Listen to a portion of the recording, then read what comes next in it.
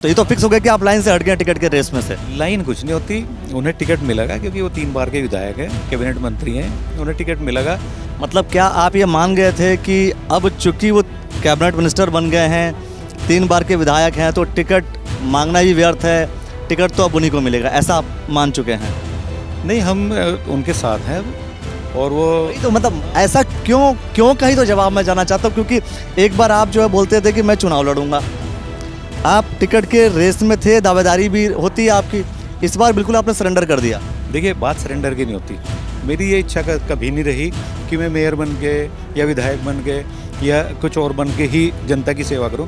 एक प्लेटफॉर्म मुझे मिल जाए, एक प्लेटफॉर्म मुझे मिला है, माननीय प्रदीप बत्रा जी ने मुझे प्लेटफॉर्म दिया है, तो मैं रुड़की की जनता के किसी काम आ सकूँ, मेरा सबसे पहला कर्तव्य ये है। क्या पूर्ण रूपेण जाम की समस्या से मुक्ति मिलेगी लोगों को या नहीं मिलेगी, सवाल ये है। जब कोई व्यवस्थाएं थोड़ी सी बिगड़ी हुई हों, उन्हें सुधारने में समय लगता है। 10 वर्ष भारतीय जनता पार्टी के शासन को हो गए, इसलिए मैं पूछ रहा हूँ सर। देखें, हमारे उत्तराखंड में हमारे माननीय परिवहन मंत्री जी जो बने हैं, अभी 2 महीने से बने हैं, मैं अभी 10 दिन से नियुक्त हुआ हूँ। मैं तो भाजपा के पॉइंट ऑफ व्यू से पूछ रहा हूँ कि जब भारतीय जनता पार्टी की 10 वर्षों से लगातार सरकार है, फिर भी ये जाम की समस्या, ये ट्रैफिक जो मिसमैनेजमेंट है, इसकी समस्या का समाधान तो हो जाना चाहिए था। देखिए, मिसमैनेजमेंट नहीं है, ये क्या है कि व्हीकल लगातार देश में बढ़ रहा है, शहर में सड़कें कम है, हर व्यक्ति गांव से शहर की ओर दौड़ रहा है, तो शहर में दबाव ज़्यादा है। तो देखिए ऐसा है, पहले संजय अरोड़ा जी दावेदारी कर रहे थे रुड़की विधानसभा से कि रुड़की विधानसभा से अब पंजाबी जो दूसरा होगा, कोई अगर चुनाव लड़ेगा भारतीय जनता पार्टी से विधायक का, तो संजय अरोड़ा जी लड़ेंगे। लेकिन अब आपको जब दायित्व मिल गया, तो अब टिकट मांगने की जो संभावनाएं थी, टिकट मांगने की जो इच्छा थी, अब वो समाप्त हो गई होगी आपकी, क्या कहेंगे आप? सबसे पहले तो मैं आज रुड़की को जो सौगात मिली है, उसके लिए मैं रुड़की वासियों को इसके लिए अभिनंदन करता हूं और धन्यवाद करता हूं माननीय मुख्यमंत्री जी का। उन्होंने एक स्पोर्ट्स स्टेडियम यहाँ रुड़की को दिया और एचआरडीए ने बहुत सुंदर ये स्पोर्ट्स स्टेडियम बनाया है। और उससे पहले अभी एक युवा संवाद माननीय मुख्यमंत्री जी द्वारा किया गया था और युवाओं ने जितने भी उनसे सवाल पूछे, उनका संतुष्टिपूर्वक उन्हें जवाब भी मिला और युवा बहुत खुश थे ऐसे मुख्यमंत्री को देख के कि पहली बार उन्हें ऐसा लगा कि हमारे देश का एक ऐसा भी मुख्यमंत्री हो सकता है जो आमने सामने बैठ कर हमारे साथ संवाद करता है। तो युवा बहुत खुश थे।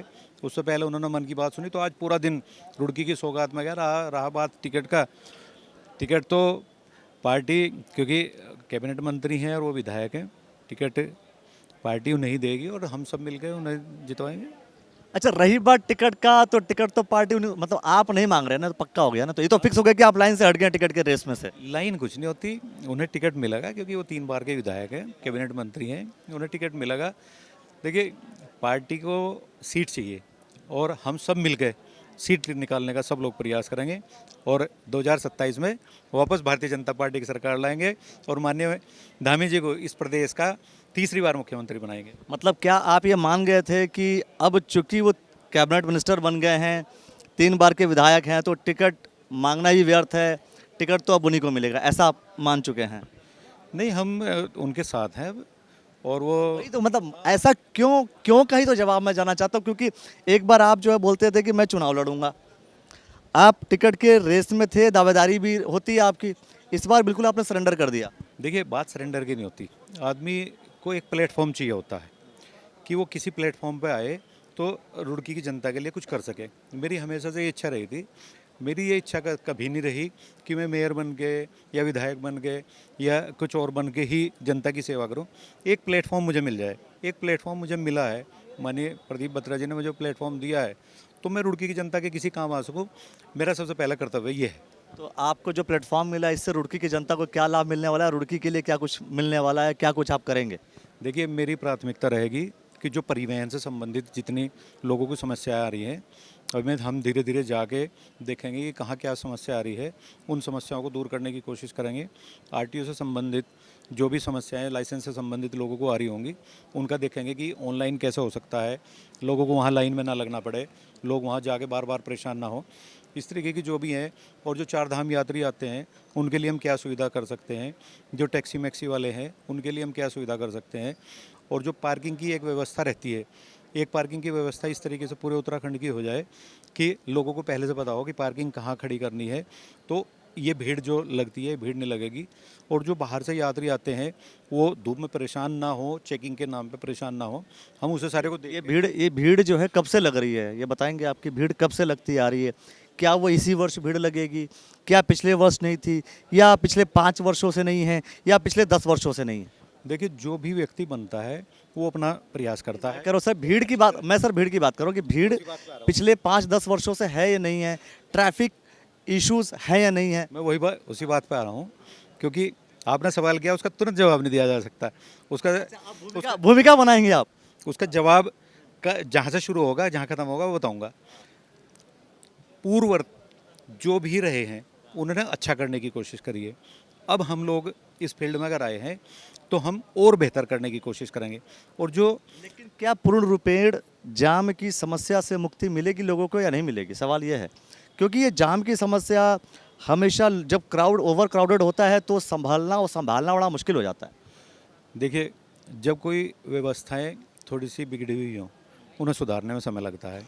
और जब तो वही तो पूछ रहा हूँ सर, कितने वर्ष लगेंगे? 10 वर्ष भारतीय जनता पार्टी के शासन को हो गए, इसलिए मैं पूछ रहा हूँ सर। देखिए, उत्तराखंड में हमारे माननीय परिवहन मंत्री जी जो बने हैं अभी 2 महीने से बने हैं, मैं अभी 10 दिन से नियुक्त हुआ हूँ।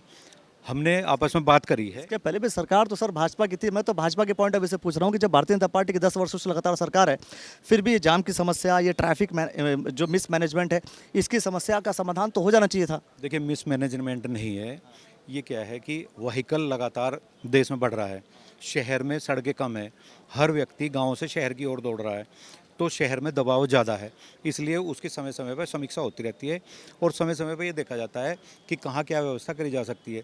क्योंकि छोटा शहर है, व्हीकल ज़्यादा हो गए, इसलिए थोड़ी अव्यवस्थाएं हुई है, लेकिन मिलके, क्योंकि हमारे रुड़की को ही परिवहन मंत्री मिले हैं, तो मिल बैठ के इस कार्य को बहुत प्राथमिकता से इसे लिया जाएगा। उत्तराखंड में जाम समाप्त हो जाएगा?